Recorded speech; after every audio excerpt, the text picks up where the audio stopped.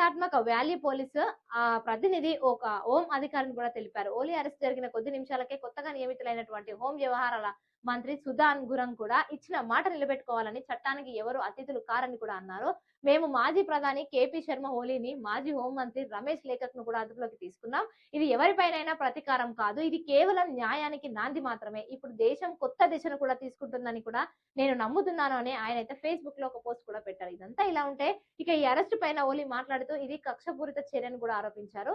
తాను న్యాయ పోరాటం చేస్తానని ఆయన మీడియాతో అన్నారు. గతేడాది సెప్టెంబర్ లో జరిగినటువంటి జెన్జీ ఆందోళనలో 19 మంది యువకులు సహా 70 మంది ప్రాణాలు అయితే కోల్పోయారు. దేశంలో అవినీతికి వ్యతిరేకంగా నేపాల్ యువత ఈ ఉద్యమం అయితే చేపట్టింది. అంతేకాదు సోషల్ మీడియా పైన నిషేధం విధించడం వంటి చర్యలు కూడా ప్రభుత్వం పైన వ్యతిరేకతను కూడా కారణమైంది.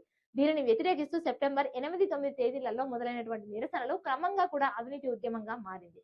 చివరకు ప్రభుత్వం కూలిపోయి రాజకీయ సంక్షోభం కూడా ఏర్పడింది. మరి ఇలాంటి లేటెస్ట్ అప్డేట్స్ కోసం మన